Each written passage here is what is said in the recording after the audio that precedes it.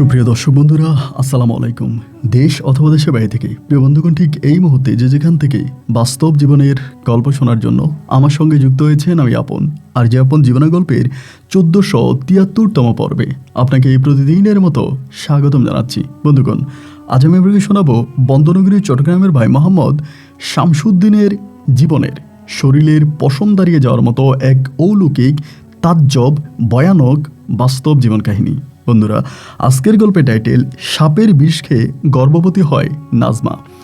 আমরা সবাই জানি সাপের কামড় খেলে মানুষের মৃত্যু হয়, কিন্তু সেই সাপের বিষ পান করে কোনো মানুষ গর্ভবতী হতে পারে তা শুনে রীতিমতো আমার চোখ কপাল উঠে গেছে। কিন্তু পুরো গল্প শুনে শরীরের পশম দাঁড়িয়ে গিয়েছে। এ এক অলৌকিক বাস্তব ঘটনা। এই গল্পটা এরকম একটা গল্প আমার কাছে মনে হয় যে গল্প যদি আপনি শুয়ে শুয়ে শোনেন, গল্পের শেষের দিকে আপনি মনের অজান্তেই শোয়া থেকে উঠে বসে যাবেন কিংবা দাঁড়িয়েও যেতে পারেন। এরকমই এক গল্প। আশা করব শুরু থেকে শেষ পর্যন্ত চট্টগ্রামের মধ্যবিত্ত পরিবারের সন্তান শামসুদ্দিন এবং তার ওয়াইফ সুখের সঙ্গে ঘটে যাওয়া এই গল্পটা প্রত্যেকে আমার মুখে শুনবেন এবং গল্প শেষে তাদের ওই সুখী দাম্পত্যকে আপনার মতো করে একটা মন্তব্য কমেন্ট বক্সে লিখবেন। ধন্যবাদ সবাইকে। সুপ্রিয় বন্ধুগণ, আসসালামু আলাইকুম। আমার নাম মোহাম্মদ শামসুদ্দিন। আমার বাড়ি বন্তনগরী, চট্টগ্রাম। বন্ধুরা, আমি আমার জীবনের গল্পটা শুরু করার শুরুতে আপনাদেরকে আমার পরিবারের সম্বন্ধে জানিয়ে রাখি। আমার পরিবারে আমি আছি, আমার বাবা আছে, মা আছে, রয়েছে আমার দাদিমণি সহ আমার একজন কাকা। আমাদের পরিবারে আরও সদস্য রয়েছে, আমার বড় 3টা বোন আর ছোট একটা বোন। আমরা টোটাল 4 বোন 1 ভাই। আমাদের পরিবারটা বন্দনগরী চট্টগ্রাম বিভাগের অদূরের কোনো এক অজপাড়া গায়ের এক নিম্নবিত্ত পরিবার। আমার বাবা পেশায় ছিলেন একজন কুলি। আমি খুব ছোটোবেলা থেকে দেখে আসছি আমার বাবা কুলির কাজ করতেন। চট্টগ্রামের রেল স্টেশনে আমার বাবা কুলির কাজ করে খুব কষ্ট করে আমাদের পরিবারটা চালাতেন। ছোটোবেলা থেকে আমি আসলে পারিবারিক অভাব অনটনের কারণে খুব বেশি দূর পর্যন্ত পড়াশোনা করতে পারিনি। শুধু এলাকার প্রাইমারি স্কুলে গিয়ে কোনো রকম দস্তখত দেওয়াটা শিখেছিলাম। এরপরেই পরিবারের সঙ্গে আমি জড়িয়ে পড়ি, মানে পরিবারের সঙ্গে আমার বাবার সঙ্গে কাজে জড়িয়ে পড়ি। আমাদের গ্রামটাও ছিল একটা রেল স্টেশনের পাশে। ওই রেল স্টেশনটাও ছিল একটা লোকাল রেল স্টেশন। স্পিডের ট্রেনগুলো না, যে ট্রেনগুলো লোকাল ছিল এগুলো মাঝে মাঝে আমাদের ওই ছোটো স্টেশনে ধরতো, ওখানে মাঝে মাঝে দাঁড়াতো। তো আমি সেখানে গিয়েও দাঁড়িয়ে থাকতাম। আমাদের এলাকার মানুষ, আশেপাশের গ্রামের মানুষ যখন আমাদের ওই লোকাল রেল স্টেশনে নামতো তখন আমি তাদের মালামালগুলো মাথায় করে বাড়ি দিয়ে আসতাম। ছোটোখাটো বলতে গেলে আমিও একটা কুলি হিসাবেই এলাকাতে কাজ করতাম। এই করতে করতে আমি মোটামুটি প্রায় অনেকটাই বড় হয়ে যাই এবং বড় হয়ে যাওয়ার পরে আমি দেখতে একটু অন্যরকম ছিলাম, মানে কিছুটা প্রতিবন্ধী টাইপের বলতে পারেন। মানে আমার সবচেয়ে বড় সমস্যা ছিল ছোটোবেলা থেকে আমার মাথায় কোনো চুল উঠতো না, এবং এটা আমার জন্মের পর থেকেই সমস্যা, মাথার মধ্যে কোনো চুল উঠে না। এবং এই জন্য আমার মা আমাকে অনেক হুজুর, কবিরাজ, ডাক্তার অনেক জায়গায় নিয়ে গিয়েছিল, কিন্তু কেউই আসলে আমার এটার কোনো সমাধান করতে পারেনি। একদম মনে হয় যেন আমার মাথা একদম শরীরের মতো একদম পরিষ্কার, গালের মতো পরিষ্কার ছিল, কোনো চুল ছিল না মাথায়। এরকম করে আমি তখন এই কুলির কাজ করতাম। মাথার মধ্যে আপনার পাগড়ি পেঁচিয়ে, কাপড় পেঁচিয়ে তারপরে আমি কুলির কাজ চালিয়ে যেতাম। এই করতে করতে ওই রেল স্টেশনের পাশেই তখন একটা বাজার হয়। রেল স্টেশনের পাশে একটা বাজার হয় এবং খুব বড় একটা বাজার হয়। তো ওই বাজারের অনেকগুলো দোকানপাট থাকে। এক সময় হলো কি, ওই বাজারে একদিন রাতের বেলায় চুরি হয়। যেহেতু সাথে রেল স্টেশন ছিল এবং সেখান থেকে বাজারে চুরি হয়। চুরি হওয়ার পরে বাজার কমিটির লোকেরা সিদ্ধান্ত নিল যে তারা ওখানে পাহারাদার রাখবে, মানে ওই বাজারে পাহারাদার রাখবে। তো সবার সঙ্গে তখন কথাবার্তা বলতেছে যে কোথায় ভালো পাহারাদার পাওয়া যায়। এরই মাঝে একজনে আমার নামটাকে বলে দিল যে একটা কাজ করো, শামসুদ্দিন তো এখানে কুলির কাজ করে, আমাদের ওই ছোটো রেল স্টেশনে থাকে, ও মাঝে মাঝে কুলির কাজ করে, আর ও তো একটু প্রতিবন্ধী টাইপের, ওর মাথার মধ্যে চুল নাই, আর ও তো একটু বেকারি আছে, ওরেই আমরা না হলে বাজারে পাহারাদারে লাগিয়ে দিই, কারণ ওই এই এলাকার প্রায় সব মানুষকেই চিনে। তো একজন যখন এটা বলল, তো তখন আমাকে বাড়ি থেকে ডেকে নেওয়া হলো। ডেকে নিয়ে ওই বাজার কমিটির যিনি সভাপতি ছিলেন খায়রুল কাকা, তো খায়রুল কাকা তখন আমারে বললো যে শামসুদ্দিন, তুই কি এখানে নাইট গার্ডে চাকরি করবি?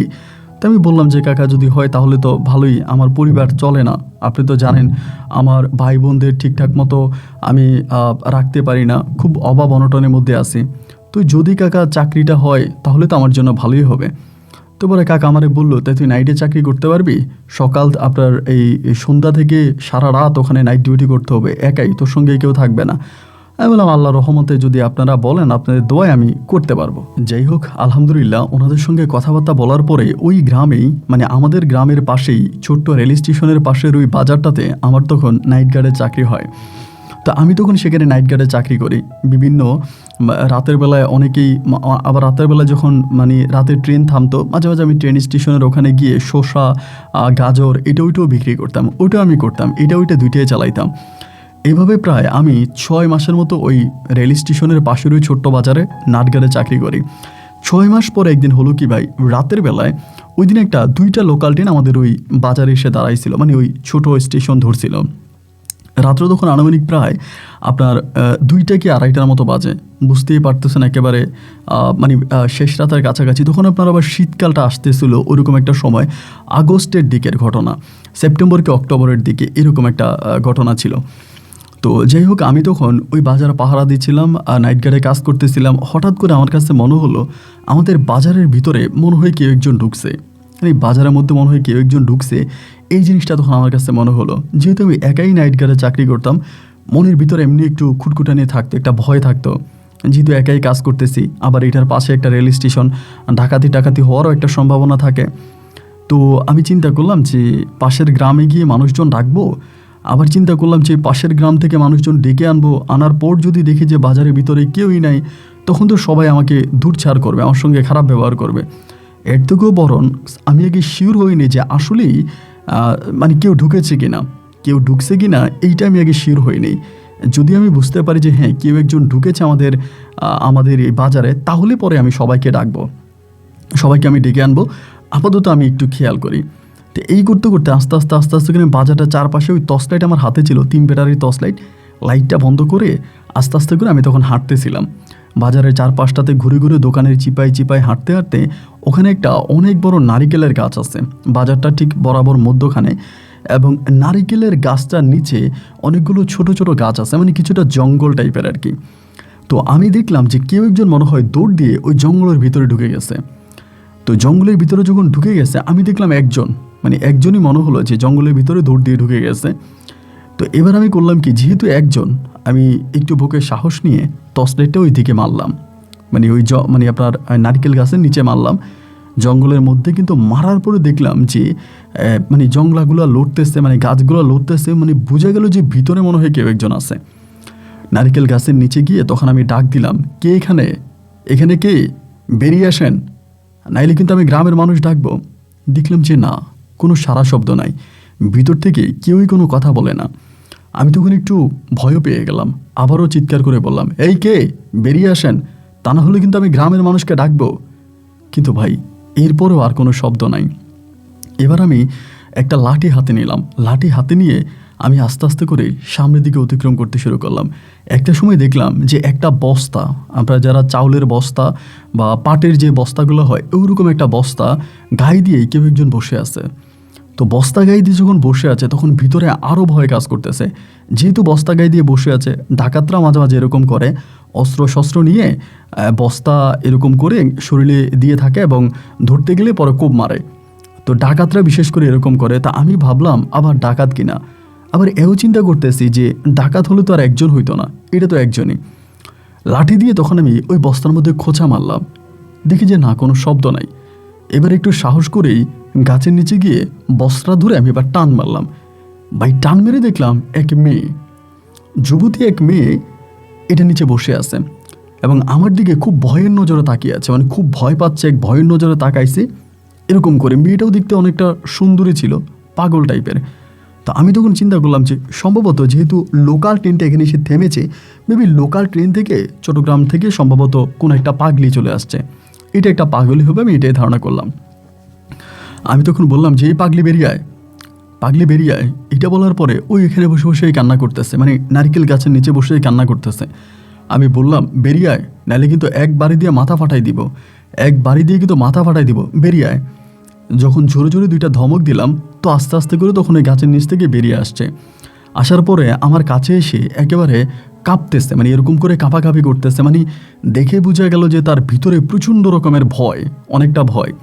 আমি বললাম নাম কি, কিচ্ছু বলে না এবং আমার দিকে তাকিয়ে আছে। ভালো করে খেয়াল করে দেখলাম, মানে টর্চ লাইটের আলোতে দেখলাম যে মেয়ের চেহারাটা অনেক সুন্দর, চেহারাটা অনেক সুন্দর, কিন্তু গায়ের যে পোশাকগুলো এগুলো খুবই ময়লা টাইপের। তা আমি তখন আড়ালে ডাক দিয়ে আনছি আইনা, আমার যে খাবার ছিল সেখান থেকে পাউরুটি আর একটা কলা তারে দিলাম। দেওয়ার পরে সে আমার সামনে এগুলো খাইলো। খাওয়ার পরে আমি চিন্তা করলাম, হায় হায় রে, এত সুন্দর একটা মেয়ে কোত্থেকে জানি আসছে, কি জানি তার ঠিকানা। আমাদের মতো এরকম একটা জায়গার ভিতরে মেয়েটা পড়ে আছে।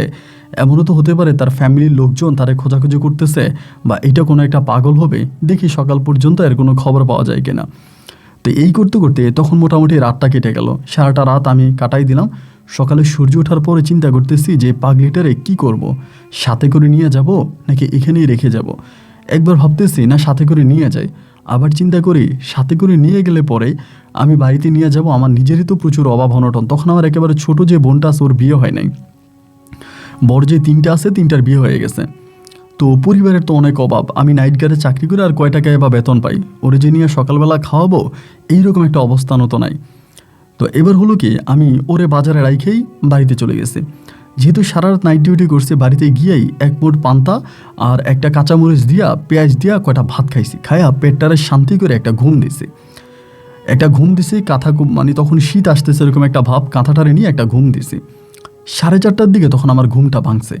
ঘুম ভাঙার পরে আমার মা তখন আমারে বলতেছে যে শামসুদ্দিন, তোরও তো মা দুপুরবেলা অনেকগুলো ডাক দিলাম, তুই তো উঠলি না, তোদের বাজারে কি কোনো পাগল মেয়ে আসছে? তখন আমি মায়ের বললাম যে হ্যাঁ মা, গতকালকে রাতে মনে হয় লোকাল ট্রেনে ধরে কোনো একটা পাগল মেয়ে আসছিল। আমার মা আমারে বলে মেয়েটা কই? আমি বললাম তারা তো আমি বাজারে রাইখে আসছি। তো আমার মা বলে বাজারের সভাপতি তোরা তাড়াতাড়ি তার বাড়ি যাইতে বলছে। আমি তখন বললাম যে আচ্ছা ঠিক আছে। হাত মুখ দিয়ে মানে একটু মুড়ি মুখে দিয়ে আমি তখন ওই সভাপতির বাড়িতে গেলাম, মানে খায়রুল ভাইয়ের বাড়িতে গেলাম, খায়রুল কাকার বাড়িতে গেলাম। যাওয়ার পরে উনি আমারে বলে, এই শামসুদ্দিন, কালকে রাতে ওই পাগলিরে কোত্থেকে নিয়ে আসছিস? আমি বললাম কাকা, আমি তো কোনো পাগলি নিয়ে আসি নাই। উনি বলে বেটা, তুই বাজার থেকে আসার পরে ওই পাগলি পুরা বাজার তছনছ করে ফেলছে। মানে মানুষের ওই যে বাজারের, আপনার যারা বাজার করতো তারা তো ধরুন ওই যে উপরে প্লাস্টিক দিয়ে রাখছে না মালামালের মধ্যে, এই প্লাস্টিক নাকি টাইনা টুইনা মাল টাল সব মানে ছিন্ন বিচ্ছিন্ন করে ফেলছে। আমারে বলে তোরে আমি ভালোর জন্য রাখছি, তা তুই পাগলির ওইখানে রাখলি কেন? আমি বললাম কাকা, পাশেই রেল স্টেশন, রেলে করে কোন পাগলি আসছে সে বাজারে ঢুকছে, আমি কি তারে মারতে পারি? উনি বলে অবশ্যই তুই তারে মারবি, তোর নাইট গার্ডের চাকরিটা কি? তুই নাইট গার্ডে চাকরি করবি, তা তুই একটা পাগলির ওখানে জায়গা দিলি কেন? হ্যাঁ, কেন জায়গা দিলি? উনি আমার সঙ্গে বকাবাদ্য করতেছে। যাই হোক, এবং বকাবাদ্য করার পরে আমি আর কিছু বললাম না, বাড়িতে গেছি। বাড়িতে যা খাওয়া দাওয়া করছি, ফ্রেশ হয়েছি, হইয়া আবারও নাইট গার্ডের চাকরির জন্য রওনা দিছি, মানে বাজারের দিকে যাচ্ছি। মা আমারে বলে ওই পাগলি মেয়েটারে চেষ্টা করবি যে ট্রেনে উঠাই দিয়ে দেওয়ার জন্য, যাতে অন্য কোথাও চলে যায়। তা আমি এটাই প্ল্যানিং করে আসছি যে আমি গিয়ে পাগলিটারে লোকাল কোনো একটা ট্রেনে উঠাই দিব, এটা অন্য কোনো একটা স্টেশনে চলে যাবে। তো এই মর্মে আমি তখন বাজারে আসছি। তখন ধরেন সন্ধ্যা, তো সন্ধ্যার দিকে পাগলিটা তখন করলো কি, ওইখানে বসে আছে। সবাই মনে হয় তারা মার্সেট আসছে, তার শরীরের কাপড় টাপড়ও অনেকটা অংশে মানে ছিঁড়ে ফেলছে। তো আমি আর কোনো কিছু বললাম না, গিয়ে আমি অপেক্ষা করতেছি। রাত 2টা বাজে, আপনার 1:30 বাজে একটা ট্রেন, মানে লোকাল একটা ট্রেন আমাদের এই বাজারের স্টেশনটা ধরে। তা আমি চিন্তা করলাম যে ওই লোকাল ট্রেনটাতে আমি পাগলিটারে উঠাই দিব। তো আমি পাগলিটা আমার ওইখানেই আছে, পাহারা দ্বারাই আমি একরকম বাজার পাহারা দিতেছি, পাগলিটা ওখানে বসে আছে। এমন সময় আপনার রাত্র প্রায় 12টা কি 12:30 বাজে, আমি তখন দেখলাম যে আমাদের এলাকার কিছু ছেলে ফেলে বাজারের মধ্যে ঘোরাফেরা করতেছে। তো ওরা এমনিও মাঝে মাঝে ঘুরে, আজকেই যে আসছে তাও না, এমনি মাঝে মাঝে আসে। আমি আর কিছু বললাম না। তো লোকাল ট্রেনটা আসার সময় হয়েছে এবং লোকাল ট্রেনটা তখন আসছে। আসার পরে আমি পাগলির হাত ধইরা তারে লোকাল ট্রেনে উঠাই দিব, স্টেশনের দিকে যাচ্ছি। এমন সময় আশেপাশের গ্রামের কয়েকটা উশৃঙ্খল ছেলে আমার সামনে দাঁড়ায় বলে, শামসুদ্দিন ভাই কই যাও? আমি বললাম আর এই পাগলিটারই ট্রেনে উঠাই দিই, এই আপদটা আমাদের বাজারে আসছে, বাজারের মানুষের মালামাল অনেক ক্ষতি করছে এবং আজকে হয়তো আরও ক্ষতি করতে পারে, তারে ট্রেনে উঠাই দিই, সে অন্য কোনো স্টেশনে চলে যাবে। পোলাপাইনগুলো বলতেছে, শামসুদ্দিন ভাই একটা কাজ করেন, পাগলিটার আমাদেরকে দিয়ে দেন। আমি তখন বললাম কিরে, তোরা কি পাগল হইলি নাকি? পাগলি তোদেরকে দিয়ে তোরা কি করবি? ওরা বলতেছে আমরা যাই করি করবো, আমরা তারে ট্রেনে উঠাই দিয়ে আসবো। তাই তখনও আমি বুঝলি না। আমি বলে তোরা ট্রেনে উঠাই দিয়ে আসবি? বলে হ্যাঁ, আমরা ট্রেনে উঠাই দিব। তা এই বলার পরে আমি তখন এই পাগলিটার এই পোলাপাইনের হাতে দিয়ে দিলাম যে আচ্ছা ঠিক আছে যা। তো পোলাপাইনের হাতে দিয়ে আমি আবার বাজারের দিকে আসতেছি। আস্তে আস্তে চিন্তা করতেছি পোলাপাইনগুলো তো ভালো না, এগুলো নেশা পানি করে, খারাপ ছেলে ফেলে, এটা তো ভালো না। এই মেয়েটার আবার কোনো ক্ষতি করে ফেলে কিনা, পাগল হইলেও তো সে একটা যুবতী মেয়ে। তো যেটা আমি সন্দেহ করছি ভাই ওইটাই পিছন থেকে যাই দেখি ওরা মোটামুটি খুব খারাপ পজিশনের দিকে চলে গেছে। আমি গিয়ে ধরলাম, এই বেটা তোদের ঘরে কি কোনো মা বোন নাই, তোরা কি মানুষ না জানোয়ার, তোরা কি মানুষ না জানোয়ার, মানে শুরু করছি। করার পরে এগুলো আমার দিকে দৌড়ে এটারে মেরে ফেলায় চলে গেছে। তো ওই সময়ের ভিতরে মেয়েটা তখন এই জায়গার ভিতরে মানে আপনার কান্না করতে শুরু করছে, এবং তার কান্না দেখে আমার ভিতরটাও না ভাই কেমন জানি একটা মানে মোচড় দিয়ে ওঠো। আমার নিজেরও তো আপনার 4-4টা বোন আছে, তো এই মেয়েটা কার মেয়ে, এবং আমি তখন কেন জানি আমার মানে এত পরিমাণের ভিতরে কষ্ট হচ্ছিল যা আমি আপনাকে বলে বোঝাতে পারবো না। তখন আমি চিন্তা করলাম যে যাই হোক যেটাই হোক আমি এই মেয়েটার আর ট্রেনে উঠাই দিব না, যেহেতু যুবতী একটা মেয়ে কই যাবে কি করবে, দেখা যায় আরেকটা খারাপ মানুষের হাতে গিয়ে পড়বে, তার ইজ্জত হারাবে। মেয়েটা তো দেখতে শুনতে সুন্দর, না আমি তার আর ট্রেনে উঠাবো না, এই পরিকল্পনা করলাম। এবং এরই মাঝে ট্রেনটাও ছেড়ে দিছে। তো ছেড়ে দেওয়ার পরে আমি তখন করলাম কি, ওরে নিয়ে চলে আসছে আবার বাজারে না আমার পাশে বসায় রাখছি। বসে বসে চিন্তা করতেছি কি করা যায়, কি করব। আমি তো এমনিই গরিব মানুষ, আমার নিজেরই ডাল নাই চাউল নাই, তার উপর আবার এই পাগলিটারে আমি কিভাবে কি করব, কোনো কিছু বুঝতে পারতেছিলাম না। এরপরও ধরেন আপনার চুপচাপ করে আসি যে দেখা যাক কি হয়, ওই চিন্তা ভাবনার মধ্যেই আসি। তো পাগলিটা তখন ওর মতো করে আসে ওইখানে, এরকম করতে করতে প্রায় আপনার ফজরের আজানের টাইম হয়ে গেছে। ও বসে বসে কান্নাই করতেছে, মানে সারাটা রাতেও কাঁদছে। তো ফজরের আজান যখন দিতেছে আমি চিন্তা করছি আল্লাহ আমারে 4টা বোন দিছে, তা আমার 3টা বোনের বিয়ে হয়ে গেছে, আর একটা বোনের তো বিয়ে হয়ে যাবে, এই পাগলিটারে আমি আমার বাড়িতে নিয়ে যাব, এই চিন্তাই করছে আর কি। যেহেতু বাজারে রেখে গেলে আবার বাজারে মানুষের মালামাল নষ্ট করবে, আবার বাজারে মানুষ আমার সঙ্গে খারাপ কিছু করবে, আমি ওরা বাড়িতেই নিয়ে যাব। তো এরকম করতে করতে একটা সময় ফজরা আজান দিল। আজান দেওয়ার পরে আস্তে আস্তে করে সকালে সূর্য চারদিকে আলো চড়াচ্ছিল। ওই মুহূর্তে আমি তখন এই পাগলিটারে নিয়ে আপনার বাড়ির দিকে রওনা দিলাম। আমার সঙ্গে খুব সুন্দর করে বাড়িতে যাচ্ছে। বাড়িতে আসার পরেই আমার মা মোটামুটি আমার উপর একটু রাগই করলো যে তুই পাগলিরে কোত্থেকে ধরে আনলি। আমি বললাম, মা পাগলিটারে নিয়ে আসছি, পাগলিটা তো তোমার মেয়ের মতোই, তোমার আল্লাহ 4টা মেয়ে দিছে। আমার আম্মা বলে 4টা মেয়ে দিয়া তোর আব্বাসকে রাস্তার ফকির, আমরা গরিব হয়ে গেছি, এর থেকে তুই আরেকটারে মেয়ে নিয়ে আসলি, আমরা তো 2 মুঠো ভাতও ঠিক মতো খাইতে পারি না, তুই নাইট গেটে চাকরি করে কয় টাকায় বা বেতন পাস, এই পাগলিরে রাখবো কই, খাওয়াবো কি? আমি বললাম, মা রিজিকের মালিক তো রাব্বুল আলামিন, আল্লাহই মেয়েরে খাওয়ার ব্যবস্থা করবো, তুমি তারা বাড়িতে রাখো। তে আমার আম্মা তখন আমার সাথে মোটামুটি রাগারাগি করেই তখন তারা ঘরে জায়গা দিল। আমি তখন গোসল টোসল করে খাওয়া দাওয়া করে তখন শুয়ে গেছি। তো সকালে মানে আপনার কি বলে দিনের শেষ অংশে ঘুম থেকে উঠছি। উঠার পরে দেখলাম পাগলিটা মোটামুটি ভালোভাবে আমার মায়ের সঙ্গে আছে। আমার মা আমারে বলে, একটা কাজ কর, রাতের ট্রেনে ওরে উঠে দিয়ায়। আম্মা বলতেছে। এরই মাঝে আমার ছোটো বোন বলে, না ভাইয়া ওরে উঠেন না, উনি অনেক ভালো, আমাদের বাড়িতে থাকুক। এরই মাঝে দেখলাম আমার বোনের সম্ভবত ওরে গোসল টোসল করাইয়া আপনার আমার বোনের কাপড় ওরে পরাইছে। খুব সুন্দর লাগতেছে ভাই, যখন আমার বোনের কাপড়গুলো পরাইছে মানে এতটাই সুন্দর লাগতেছে যা বলার মতো না। মানে দেখলে মনেই হচ্ছে না যে আমি এটারই আমার বাড়িতে নিয়ে আসছিলাম। পুতুলের মতো সুন্দর ছিল।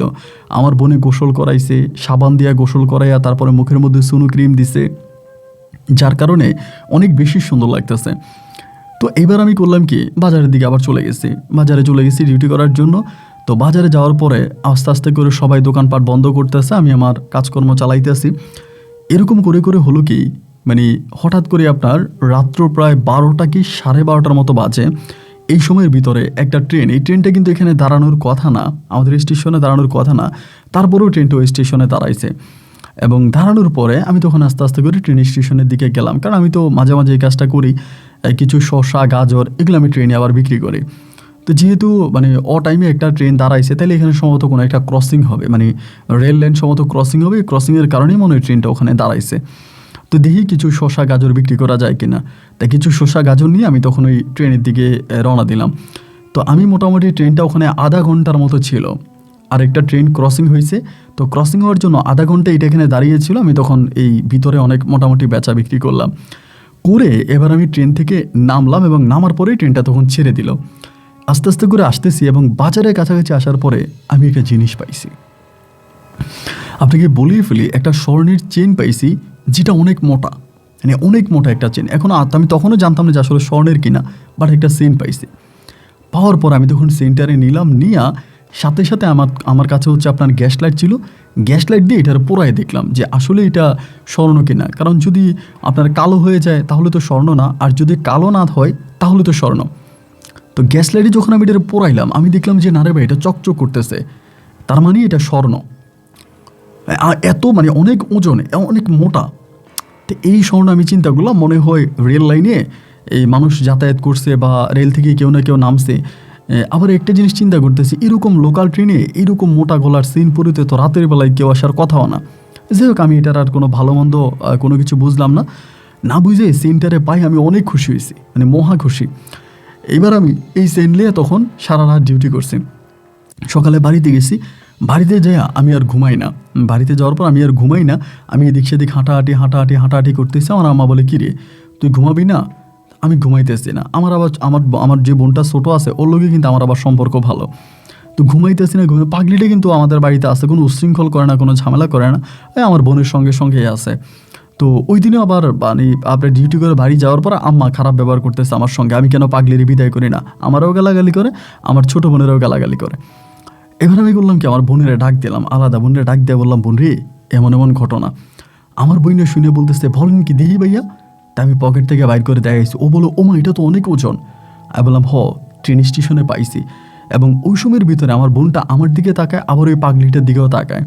তো পাগলির দিকে তাকে আমার বলতেছে, ভাইয়া দেখছো পাগলিটার সঙ্গে ভাগ্য কত ভালো, যে রাতে তুমি পাগলিটারে এখানে আনলা, এরপরে রাতে মানে যেদিন আনলা ওই দিনই তোমার সঙ্গে এরকম একটা ভালো ঘটনা ঘটলো। এই পাগলিটার মনে হয় ভাগ্য অনেক ভালো, এরে আমাদের বাড়িতে রেখে দাও।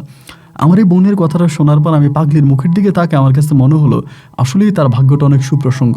তা না হলে ও আমার বাড়িতে যেদিন আসলো সেদিনে আমি একরকম আকাশের চাঁদ পেয়ে গেছি। আমার মতো নিম্নবিত্ত পরিবারের মানুষের জন্য তো এটা একটা আকাশের চাঁদই। তো ঘটনাটা মাকে জানাইলাম। মাকে জানানোর পরে আমার মাও একইভাবে আমার বোনের সঙ্গে গলা মিলিয়ে বললো। আমার মা তো খুব রাগ ছিল আমি পাগলিকে কেন নিয়ে আসছি। আমার মায়ের রাগটাও তখন অনেক অংশ কমে গেল। কমে যাওয়ার পরে মাও বলতেছে যে আসলে পাগলিটার ভাগ্য অনেক ভালো। তো আলহামদুলিল্লাহ, আল্লাহ আমাদেরকে এরকম একটা দিছে, এটা দিয়ে দেখ কোনো কিছু করা যায় কিনা। তো বাবা তো ধরেন বাড়িতে মানে মাঝে মাঝে আসতো, মাঝে মাঝে আসতো না। এমনও যেহেতু যাব্বা 2 মাস 3 মাস পরে বাড়িতে একবার আসতো।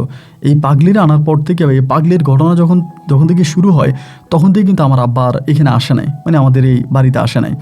আবার চট্টগ্রাম শহরেই থাকে, ওইখানে কুলির কাজ করে, ওইখানেই থাকে, ওইখানেই ঘুমায়, স্টেশনেই ঘুমায়। তো ওই টাকাটা পাওয়া মানে ওই জিনিসটা পাওয়ার পরে আমি তখন চিন্তা করলাম যে কি করা যায়। প্রথমে 1 দিন 2 দিন চিন্তা ভাবনা করে আম্মারে বলতেছি, মা এটার দাম তো অনেক হবে, আনুমানিক এর বাজার মূল্য অনেক। আমি একটা কাজ করি, যেহেতু এটা আমি পাইছি, এটা দিয়ে আমি একটা ব্যবসা বাণিজ্য শুরু করি। আমার আম্মা বলে, তুই কী ব্যবসা করবি? তুই কি ব্যবসা বাণিজ্য বুঝিস? আমি বললাম যে মা, যেমনই বুঝি, যতটুকুই বুঝি, আমি চিন্তা করতেছি এটা দিয়ে কোনো একটা ব্যবসা ধরবো। এটা বিক্রি করে যে টাকা পাবো তা দিয়ে প্রয়োজনে আমি যে বাজারে নাইট গার্ডে চাকরি করি ওখানে একটা দোকান দিব। আমার মা আমারে বলে, তুই যদি মনে করিস তুই দোকানদারি করতে পারবি তাহলে কর। আমি বললাম, পারবো না কেন মা? আমাদের বাজারে সবাই তো আমারে চিনে, এমন কোনো মানুষ নেই যে আমারে চিনে না। আর আমি এটা বিক্রি করে যে টাকা পাবো তাতে আমার অনেক টাকা পুঁজি আসবে, আর এই পুঁজি দিয়েই আমি তখন ব্যবসা খুব সহজে দাঁড় করাতে পারবো। আমার মা আমাকে সাহস দিল এবং দেওয়ার পরে আমি তখন করলাম কি, এই জিনিসটা আপনার অর্ধেক পর্যন্ত বাড়িতে কাটছি, কাইটা অর্ধেক বিক্রি করছি, অর্ধেক বিক্রি করে ভালো টাকা পাইছি। এই অর্ধেক দিয়েই তখন আমি দোকানটা নিলাম এবং দোকানটা সাজাইলাম, এবং বাকিটা বিক্রি ছাড়াই মানে যে অর্ধেক বিক্রি করছি ওইটা টাকা দিয়ে আমি আবার মালামাল উঠাইলাম। তো যেহেতু ধরেন আমার এই এলাকার সবাই চিনে, আমি এই এলাকায় পরিচিত, অনেক দিন ধরে এই এলাকায় থাকি, আপনার নাইট গার্ডে চাকরি করছি এবং আবার এখানে ধরেন কুলির কাজ করছি, সবাই তো আমার মোটামুটি চেনে। তো দেখা যায় আমার কাস্টমারগুলো খুব ভালো, মানে অন্যের দোকানের কাস্টমারগুলো তখন আমার দোকানে চলে আসতো, যেটা আমাকে পরিচিত, আমাকে চিনে, আমার কাছে আসতো, আমার কাছ থেকে মালামাল নিয়ে যাইতো। এই করতে করতে আপন ভাই দেখা গেল যে সবার সঙ্গে আমার সম্পর্কটা তখন খুব ভালো হয়ে গেল। বাজারে সবার সঙ্গে সম্পর্ক ভালো, এবং অল্প দিনের ভিতরে আমার ব্যবসাটা অনেক লাভবান হয়ে গেল। মুদি দোকান দিয়েছিলাম, প্রচুর লাভ হতে শুরু হলো। আস্তে আস্তে করে কোম্পানির ডিস্ট্রিবিউটার নিচ্ছি, এটা নিচ্ছি, ওইটা নিচ্ছি। এই করতে করতে একদিন আমার মাই আমাকে বলতেছে, একটা কাজ কর, এই পাগলিটারে আসলে পাগলি না ভালো তাও জানি না, এইটা আমার কাছে খুব ভালো লাগে, আমার মেয়ের মতো মনে হয়, তুই একটা কাজ কর, তুই এটারে বিয়ে করে ফেল। আমার মা আমারে বলতেছে। তো মা যখন আমার এই কথা বললো ভাই, আমি একটু বিস্মিত হয়ে গেলাম, আর কি একটু অবাকও হয়ে গেলাম। যেখানে আমার মা সবসময় আমারে বলতো যে রে বিদায় কর, এনে করে রাখিস না, এই কেন থাকবে, এটা সেটা। আজকে এর কারণে আমাদের সংসারে, বিশেষ করে ওর ভাগ্যেই তো আমরা আজকে মোটামুটি অনেক টাকা পয়সার মালিক হলাম। এখন আমার মা আমাকে নিজেই বলতেছে পাগলিটারে বিয়ে করার জন্য। তো মা যখন আমারে বললো, আমি তখন সিদ্ধান্ত নিলাম যে ঠিক আছে, আমি পাগলিটারে বিয়ে করব। এবং আম্মাকে জানাইলাম। আম্মা তখন আব্বা আসছে, এরই মাঝে আব্বাও আসছে। আব্বু পুরো ঘটনা জানতে পারছে এবং জানার পরে আমি আব্বাকে বলছিলাম, আপনি ওইখানে কুলির কাজ করার দরকার নেই, আপনি এসে আমার সঙ্গে দোকানে বসেন। তাই আমার আব্বা আসেন আমার সঙ্গে দোকানে, উনি ওই কুলির কাজই করে। তা আমি তখন দোকান চালাই, আর আমার সঙ্গে আমার ওই যে একদম বড় যে বোন আছে, আমার ওই বড় বোনের একটা ছেলে আছে, আমার ভাগিনা, ওই ভাগিনা আর আমি, আমরা দুজনে মিলে তখন আমার ওই মুদি দোকানটা চালাইতাম। আমার ওই বড় বোনের ছেলে আর আমি, আমরা দুজনে মিলে দোকানপাট চালাইতেছি। তা ভালোই চলতেছে, দোকানের ব্যয় মানে বেচা বিক্রি আয় ইনকাম অনেক ভালো। তা এরই মাঝে আম্মার ওই সিদ্ধান্তে আমি তখন রাজি হলাম। হওয়ার পরে তখন পারিবারিকভাবেই মানে ছোটোখাটো একটা অনুষ্ঠানের মাধ্যমে আমার আম্মা তখন এই পাগলিকে আমাকে বিয়ে করায়। তা আমার মাই ওর নাম রাখে সুখী। মানে মা যেহেতু দেখছে যে ও খুবই শান্ত স্বভাবে, কারোর সঙ্গে খুব একটা কথা বলে না, মানে ওর ভিতরে আসলে একরকম অ্যাবনর্মাল টাইপের আর কি লাস্ট পর্যন্ত। তো আমার আম্মা তখন নিজে ওর নাম রাখে সুখী। তা আমরা সবাই সুখী বলেই ডাকি। তো ওরই বিয়ে করলাম। বিয়ে করার পরে প্রায় আপনার ওকে বিয়ে করার পরে প্রায় বৎসর খানিক হয়ে গেছে, 1 বছরের মতো হয়ে গেছে। আমার কোনো সন্তানাদি হয় না, ওর ঘরে কোনো সন্তানাদি হয় না, কিন্তু আমাদের মাঝে স্বামী স্ত্রীর সম্পর্ক নর্মালি সব রকম সম্পর্কই হচ্ছে, কিন্তু কোনো বাচ্চা হয় না। এখন বাচ্চা না হওয়ার কারণে আমার আম্মা একটু মন মারতেছে, বাচ্চা হয় না বাচ্চা হয় না। এর উপরে হলো কি ভাই, প্রায় ওরে বিয়ে করার 2 বছরের মাথায়, এই 2 বছর আমি কি করছি, বাজারের যে দোকানটা আমি দিছি ওই দোকানের জায়গাটা আমি কিনছি। মাত্র 2 বছরে দোকানের জায়গাটা কিনছি, একটা বড় কোম্পানির ডিস্ট্রিবিউটার নিছি মানে এই 2 বছরের ভিতরে। এবং আমি একটা বেবি ট্যাক্সিও কিনছি। মানে এক কথায় বলতে গেলে আমি আপনার ফকির থেকে রাজা হয়ে গেছি এই 2 বছরের ভিতরে। কিন্তু ওর কোনো বাচ্চা কাচ্চা হয় না।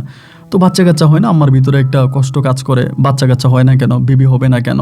আম্মা অনেক মোটামুটি ওরে দেখাইছে, তো পাগল, এই জন্যই হয়তো হয় না, অনেকে এটা মনে করে। এই করতে করতে ভাই 2-2.5 বছর পরে হঠাৎ করে একটা অন্যরকম দৃশ্য আমি ওর মাঝে দেখতে পাই। ও আস্তে আস্তে করে আপনার স্বাভাবিক জীবনে ফিরে চলে আসে। মানে ওর তো আমি পাগল মনে করতাম, ভাবতাম যে ও পাগল, এটাই মনে করতাম। কিন্তু একটা পর্যায়ে দেখলাম কি, যে ও আসলেই আস্তে আস্তে করে যখন কথা বলে এবং একটা পজিশনে যখন ও চলে আসে, তখন ওরে আর পাগল মনে হয় না। তো পাগল মনে হয় না এবং মোটামুটি মনে হয় যেন ও ভালো। এই করতে করতে একদিন রাতের বেলায় আমি শুয়ে আসি। ওই সময় তো আমি ধরেন আপনার রাত 10টা বাজে দোকান বন্ধ করে চলে আসতাম, পরের দিন 8-9টা বাজে দোকানে যাইতাম। আমার ওই বোনের ছেলে আছে, ওই দোকান বেশিরভাগ চালাইতো।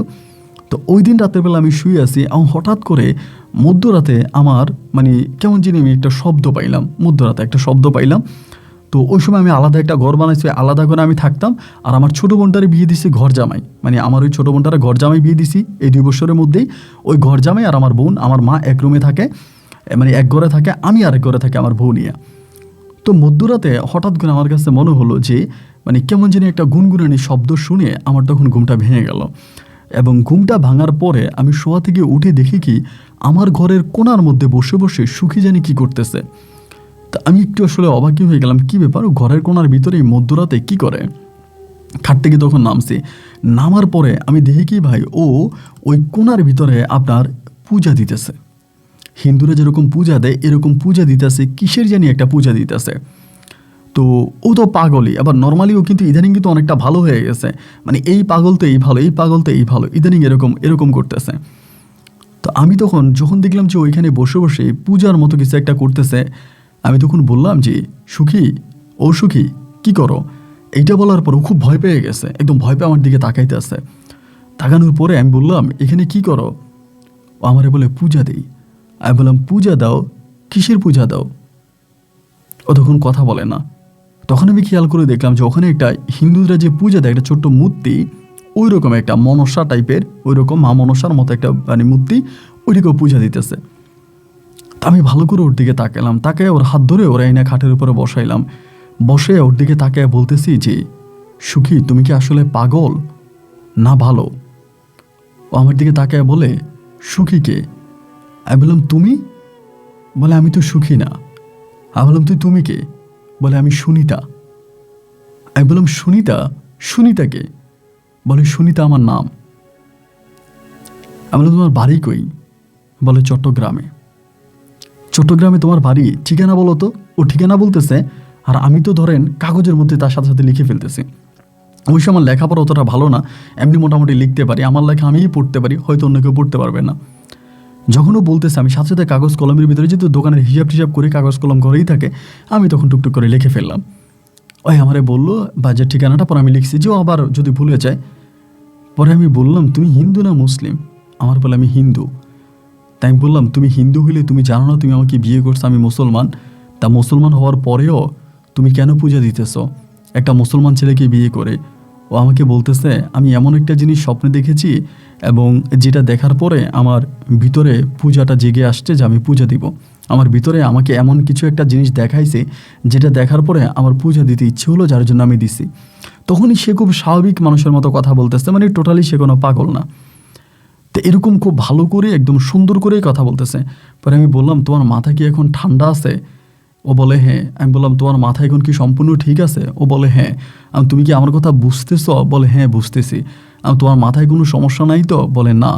ব্রেনে কোনো সমস্যা নাই তো? বলে না। মানে আমি যে কথাগুলো ওকে বলি, ও কথার রিপ্লাইগুলো খুব সুন্দর করে করতেছে। ওর ব্রেনে সমস্যা নাই, ওর মাথায় সমস্যা নাই, ও সর্বদিক থেকে ঠিক আছে। আমি যেমন করে প্রশ্ন করিও খুব সুন্দর করে আমাকে উত্তর করতেছে। বাই দ্য ওয়ে, এভাবে তখন হলো কি, রাতটা আমি কাটাই দিলাম, ওরে শোয়াই রাখলাম, কিন্তু আমি ঘুমাচ্ছি না। আমি বসে আছি, বসে বসে চিন্তা করতেছি কি করা যায়, মানে কি করব, কি করা যায়। এবং সকাল হলো পরে আমি আস্তে আস্তে করে সেদিন খুব সকালে ঘুম থেকে উঠে গেছে। উঠে আমাদের পুষ্কনির পাড়ে গিয়া বসে আছি। আমার আম্মা কোত্থেকে জানে আসতে, আইসা আমারে বলে, কী রে এখানে বসে আছিস কেন? আমি বললাম, মা ভাল লাগতেছে না। আমার মা বলে, কেন ভাল লাগতেছে কেন, কী হয়েছে, রাতে ঘুম হয় নাই? আমি বললাম, মা ঘুম হয়েছে, কিন্তু একটা বিষয় নিয়ে টেনশন করতেছি। আমি বললাম, কী বিষয় নিয়ে টেনশন করতেছিস? মানে মা বলে, কী বিষয় নিয়ে টেনশন করতেছিস? আমি বললাম, মা সুখী তো মনে হয় ভালো হয়ে গেছে। এটা শুনে আমার মা বলে, ও মা এটা তো ভালো কথা, এটা তো সুখের কথা, তোর বউ পাগল থেকে ভালো হয়েছে, এটা কি তোর জন্য ভালো সংবাদ না? তাই এরকম একটা কথা তুই পেঁচানোর মতো মুখ করে বলতেছিস কেন? আমি বললাম, ও পাগল ছিল তখনই মনে হয় মা ভালো ছিল, কিন্তু ও যে ভালো হয়েছে এটা আমাদের জন্য ভালো না, এটা আমাদের জন্য অনেক ক্ষতি। আমার মা বলে, কি হয়েছে তোর, কথাবার্তা আমি কিছুই বুঝতেছি না, তুই আসলে কি বলতে চাচ্ছিস? আমি তখন মাকে ক্লিয়ার করে বললাম যে, মা তুমি কি জানো সুখী একটা হিন্দু মেয়ে? এটা বলার পরে মা তখন একটু বিস্মিত হয়ে যায়, মানে একটু অবাক হয়ে যায়। অবাক হয়ে আমারে বলে, বলিস কি? আমি বললাম, হ্যাঁ মা, ও তো পাগল ছিল এবং পাগল হিসেবে আমাকে বিয়ে করছি। তখন তো আর আমি জানতাম না যে ও হিন্দু না মুসলিম, ও জাত না বেজাত কিছুই তো জানতাম না। আমরা তো নর্মালি ওকে আমি তো ওকে বিয়ে করছি। কিন্তু মা এখনও সুস্থ হওয়ার পরে আমি জানতে পারি ও একটা হিন্দু মেয়ে, ওর নাম মূলত সুনিতা। আমার মা তখন আমাকে বলে, তুই কিভাবে বুঝলি যে ও হিন্দু? আমি বললাম, গতকালকে রাতে এমন এমন ঘটনা ঘটছে। মুহূর্তের মধ্যে আমার মায়ের মুখটা তখন অনেকটা মলিন হয়ে গেল। তো আমার মা বলে যে, এখন কি করব? আমি বললাম, কি করব দেখি না ওরে আমি মুসলিম বানাই ফেলতে পারি কিনা। আমার মা বলে, মুসলিম বানাই ফেললেও কি তো ওর সঙ্গে সংসার করবি? আমি বললাম, করবো না কেন, আমাকে বিয়ে করছে, ওর সঙ্গে সংসার করব না? আমার মা বলে, না একে তো তোর বাচ্চা কাচ্চা হয় না, তার উপরে একটা হিন্দু মেয়ে, এই মেয়ের নিয়ে কি সংসার করা যাবে কি না, করবে কি না, এবং করলে আজও এটা ভালো হবে কি না? আমি তখন বললাম যে, না আমার বিয়ে যেহেতু করেই ফেলছে, ও যেহেতু আমার বউই আছে, ওর সঙ্গে আমি সংসার করবো মা, এই নিয়ে আমি কোনো রকমের দ্বিমত করতে চাই না। আমার মা তখন আমাকে বলে, ঠিক আছে তুই যেটা ভালো মনে করিস সেটাই কর, তবে আমার কাছে জানি বিষয়টা কেমন একটা ঘটকা লাগতেছে, মা এটা বললো। তো মার সঙ্গে আমি আর কথা বাড়াইলাম না, কথা না বাড়াইয়া এবার আমি আস্তে আস্তে করে আপনার হাত মুখ ধুলাম, নাস্তা করলাম, দোকানে চলে গেছি। আনুমানিক আপনার 2টা কি 2:30টার দিকে আমার ছোটো বোন তখন আমার দোকানে আসছে বাজারে। তো আমি ভাবলাম যে হয়তো ঘরে মালামাল নাই, এগুলোর জন্য আসছে। আমার বোন আমার ডাইকা বলতেছে, ভাইয়া ক্যাশ থেকে বাইরে আসো, তোমার সঙ্গে কথা আছে। আমি, তুই কি বাজার নিবি? বলে না। তা আমি ক্যাশ থেকে বেরোচ্ছি। বেরোয়ার পরে ও তখন আমার দোকানের পিছনে নিয়ে গেছে। দোকানের পিছনে নিয়ে আমারে বলতেছে, ভাইয়া তুমি এটা কি করলা? আমি যে, কেন, কি করলাম? আমারে বলে, তুমি জেনে শুনে এরকম বোকামিটা কেন করলা? কি বোকামি করলাম? বলতেছে যে, তোমার বউ যদি ভালোই হয়ে থাকে, আর সে যদি হিন্দু হয়ে থাকে, সে যদি পূজা করে, এই কথাগুলো মায়েরে কেন বলতে গেলা? আমি বললাম, তো এরকম একটা ঘটনা মারে বলবো না? আমারে বলে যে, না এটা তোমার মাকে বলা ঠিক হয় নাই। এখন কি হয়েছে জানো? আমি বললাম, কি হয়েছে? বলে, মা কিন্তু সুনিতার মানে ওই সুখী ভাবির সঙ্গে অনেক খারাপ ব্যবহার করতেছে, এবং মা কিন্তু সুখী ভাবির গায়েও হাত তুলছে। আমি তখন বললাম, কেন? আমার বোন বলে, সেটাই তো, তুমি তো ঝামেলা লাগাই দিছো, তুমি তো কাজটা ভালো করো নাই। তো বোনের সঙ্গে কথাবার্তা বললাম, পরে আমার বোন তখন বাড়িতে চলে গেল। আমি বাজারে বসে আছি, মনটা তখন ভালো নাই, ব্যবসা বাণিজ্য করলাম, এবং একটা পর্যায়ে আমি আপনার রাতের বেলায় দোকান বন্ধ করে বাড়িতে গেছি। বাড়িতে যাওয়ার পরে উঠানেই গেছি, ওই সময় আমার মা আমারে ডাক দিয়া বলতেছে, এই শামসুদ্দিন আমার ঘরে আয়। ওই কিন্তু আব্বাও বাড়িতে আসছে, ওই দিন আব্বা বাড়িতে আসছে। তো দুপুরবেলা আব্বা বাড়িতে আসছে, পরে আমি আমার ঘরে গেছি। যাওয়ার পরে আমার মা বাবা দুজনে আমাকে এক সুরে বলতেছে, এই মেয়েরে আজকে রাতের মধ্যে গিয়া ট্রেনে উঠে দিয়ে আইবি। তা আমি তখন বললাম যে এটা তোমরা কি বলো, ও তো আমার বউ, ও তো কোনো পাগল না যে আমি ট্রেনে উঠাই দিব।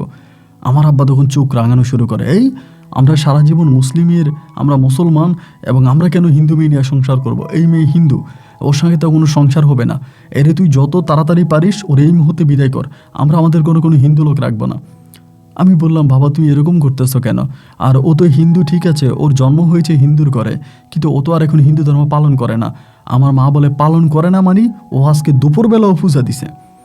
আমি বললাম, কি বলো তুমি, দুপুরবেলা পূজা দিছে? মা বলে, হ্যাঁ, আমি এরকম একটা পোড়া গন্ধ পাইছি, এবং এই পোড়া গন্ধ পাওয়ার পরে আমি তোর ঘরে গেছি, যে দেখে ও পূজা দিতেছে দুপুরবেলা। তখন আমি একটু অবাক হয়ে গেলাম মার কথা শুনে, এবং আমি তখন বললাম যে আচ্ছা ঠিক আছে, এই নিয়ে কথা বলার দরকার নেই, রাগারাগি করার দরকার নেই, আমি এটা দেখতেছি। তখন আমি ঘরে আসলাম, আসার পরে দেখলাম যে সুখী তখনও বসে আছে। আমি তখনও তারে সুখী বলে ডাকি, আমি সুনিতা বলি না। তা আমি বললাম যে সুখী, তোমার কি মন খারাপ? আমারে বলে যে না, মন খারাপ না। তো আমি বললাম যে মার সঙ্গে দুপুরবেলা ঝগড়া হয়েছে? বলে হ্যাঁ হয়েছে। আমি যে আমার মা কি বললো? পরে তোমার মা আমারে বলছে বাড়ি থেকে বেরিয়ে যাওয়ার জন্য, আমার গায়ে হাত তুলছে। তাই আমি বললাম কেন? বলে আমি পূজা দিচ্ছিলাম তাই। তাই আমি বললাম তুমি পূজা কেন দিলা? ও আমারে বলে তো আমি হিন্দু, আমি পূজা দিব না। আমি বললাম দেখো, তুমি আমাকে বিয়ে করছো, আর আমি একটা মুসলমান ছেলে, যেহেতু তুমি একজন মুসলমানকে বিয়ে করছো, একটা মুসলিম ঘরে আসো, তাহলে তুমি কোনোভাবেই পূজার কাজ চালিয়ে যেতে পারো না, তুমি এই পূজা দিবা না।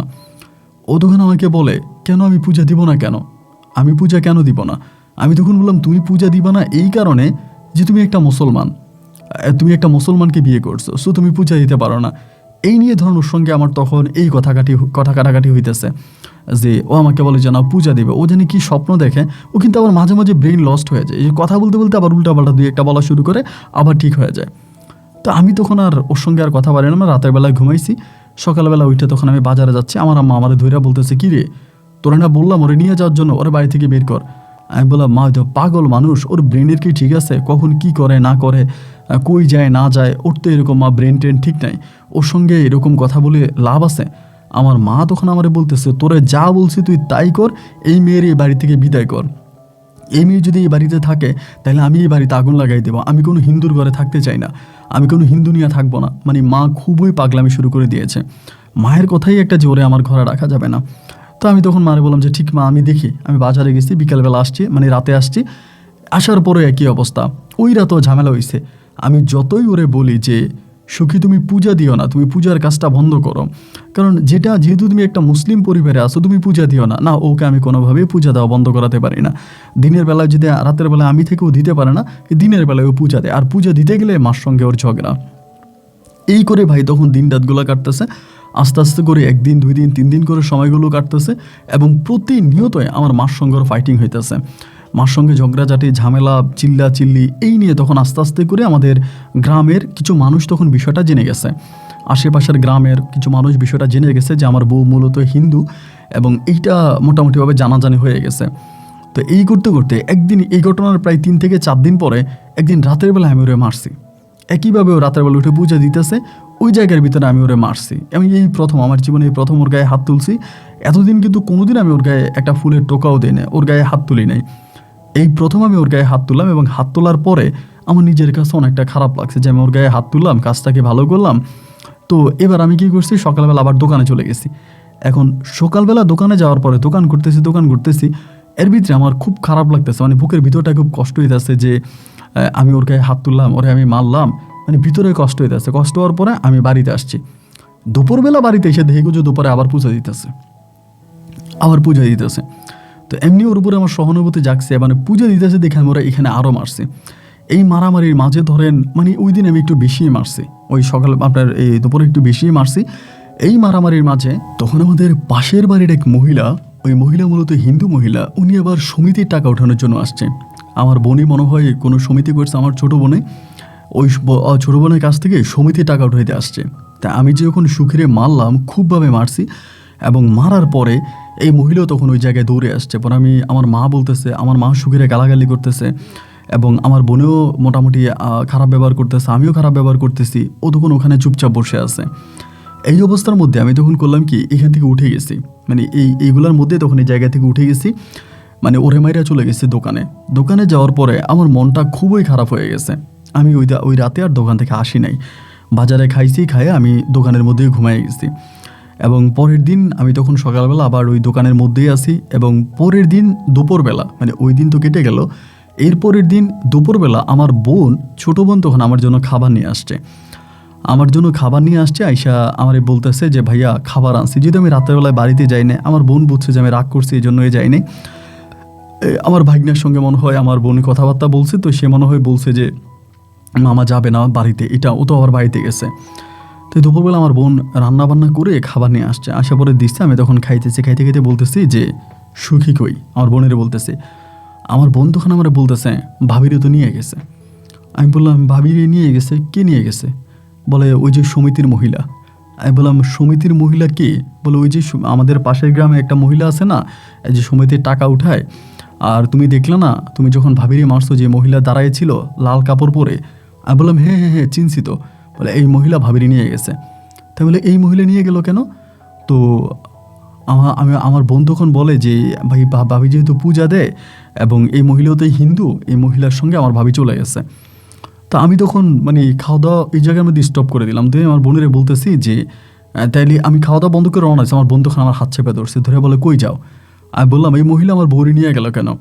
আমার বোন বলে তাইলে কি তুমি তারা এখনও মানে বউ বলে মানে বউ বলতেছ? এখনও কি সে তোমার বউ? আমি বললাম অবশ্যই সে আমার বউ।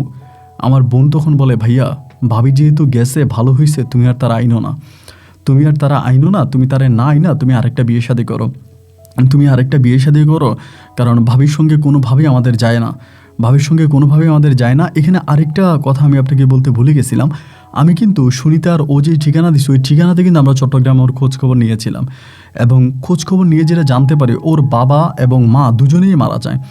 দুজনে মারা যাওয়ার পরে ওর মামা মামির কাছে ও থাকে। ওর বড় মামি হিংসে করে ওকে কালো জাদু করে বাড়ি থেকে বের করে।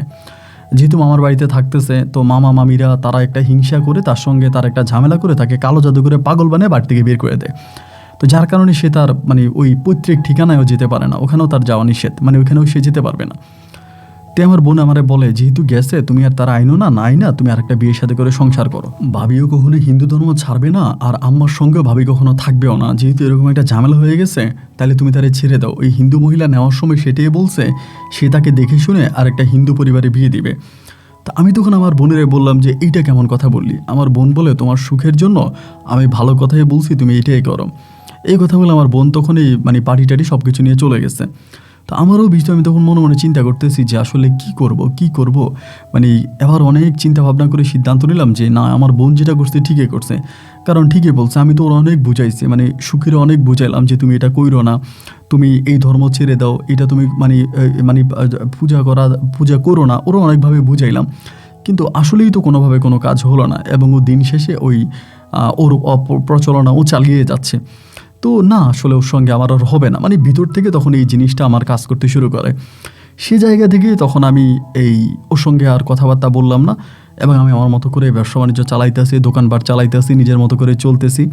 আমি আর সুখীর সঙ্গে কোনো যোগাযোগও রাখি নাই, ওর সঙ্গে কোনো কথাবার্তাও বলি নাই। এইভাবে প্রায় 15 দিনের মতো কেটে গেছে। 15 দিন আমি বাড়িতেও যাই নাই। আমার বোন মাঝে মাঝে দুপুরে এসে আমার বাজারে খাবার দিত, আমি বাজারে খাবার খাইতাম, বাজারেই গোসল করতাম। আমার দোকানের পিছনে একটা রুম আছে, ওই রুমে আমি থাকতাম। এবার 15 দিন পরে আমার ভাগিনা আমারে বলতেছে যে মামা এক খবর জানেন? আমি কি? বলে মামি কিন্তু ওই পাশের গ্রামে একটা মন্দির বানাইছে। আমি বললাম পাশের গ্রামে মন্দির বানাইছি, এইটা তুই কী বলিস? বলে মামি মন্দির বানাইছে, আমি নিজের চোখে দেখছি, আমার সঙ্গে দেখা হয়েছে। আমি বিকেলবেলা ওইদিকে গেছি হাঁটতে, পরে মামি আমারে ডাইকে নিয়ে দেখলাম যে মামি ওখানে টিনের ঘর দিয়ে একটা মন্দির বানাইছে, মামি ওখানে পূজা করে। পরে আমি তখন আমার ভিতরে আরও ঘৃণা কাজ করলো যে আরে বাপরে বাপ, তাহলে তো ওই ধর্ম ভালো করেই ধরছো, তো ওই ধর্ম আর ছাড়বে না। ভালোই হয়েছে, আমার বোন আমারে যেটা বলছে যে ভাইয়া ওরা আইনেন না, আমার বোন আসলে ভালোই বলছে যে না, ওরে আনা আমার ঠিক হবে না। আর যাই হোক, আমি ওই মহিলার সঙ্গে আর কখনোই কোনো সম্পর্কে জড়াবো না, ওই মহিলার সঙ্গে আমি আর থাকবোই না। তো এই ভিতরে তখন এই জিনিসটা কাজ করতেছে যে না, আমি ওর সঙ্গে আর থাকবো না। এবার আর আমি ওর সঙ্গে কোনো যোগাযোগে রাখি না। এরকম করতে করতে আস্তে আস্তে লোকমুখে শুনতেছি, মানে এই ঘটনার কিছুদিন পরে আর কি লোকমুখে শুনতেছি ওইখানেও পূজা দিতেছে, এবং অনেক হিন্দু ধর্মাবলম্বী ভাই বোনেরা ওর ওই পূজা মণ্ডপে যাচ্ছে, এবং অনেকেই ওকে মানে ওদের যে ঠাকুর বলেন বা যাই বলেন ওইভাবে ওরে রিপ্রেজেন্ট করতেছে, ওকে দেখতেছে। তো এরকম করে আমি তো যেহেতু বাজারে থাকি, বিভিন্ন লোকেরা কথাবার্তা বলে এগুলো শুনি। এরই মাঝে ভাই একটা কথা শুনে আমি অবাক হয়ে গেলাম। শুনলাম এক ভয়ানক আকৃতির সাপ, এক ভয়ানক আকৃতির সাপ নাকি ওই যে ছোট্ট মন্দিরটা বানিয়েছে ওই মন্দিরে আসে, এবং আসার পরে ও করে কি ওই সাপকে নাকি দুধ খেতে দেয়। ও দুধ খেতে দিলে সাপে দুধ খায়, অন্য কারো হাতে এই সাপে দুধ খায় না। এবং সবচেয়ে অবাক যেই কথাটা শুনলাম, সাপকে যে বাটিতে ও দুধ দিত ওই বাটির অর্ধেক দুধ সাপে খাইতো এবং বাকি অর্ধেক পুরো নীল হয়ে যেত, মানে সাপের বিষের মতো নীল হয়ে যেত।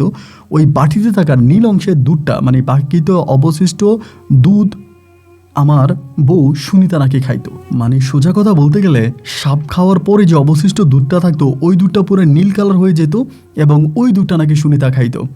এইটা আমি তখন এই মানে আমার এলাকার বা ওই এলাকার লোকজনের মুখে শুনতে পারি। তো একদিন আমি আমার ভাগিনাকে এটা সত্যতা যাচাইয়ের জন্য পাঠাই এবং অনেক মানুষরা কিন্তু এটা দেখতো। সাপটা নাকি আপনার ওইদিকে একটা জঙ্গল আছে, আপনার বড় ধরনের একটা জঙ্গল, ওই জঙ্গল থেকে নাকি সাপটা বেরিয়ে আসে। ও যখনই দুধের বাটিটা দিবে সাপটা তখনই বেরিয়ে আসবে এবং আসার পরে দুধটা খাবে, অর্ধেক খেয়ে চলে যাবে এবং বাকি যে দুধটা থাকবে ওই দুধটা পুরো নীল কালার হয়ে যায় এবং ওই দুধটা নাকি সবার সামনে সুনিতা খেয়ে ফেলে। তো সবাই বলা বলি করতেছে ও সাপের বিষ খাচ্ছে, মানে সবাই বলে সাপের বিষ খাচ্ছে।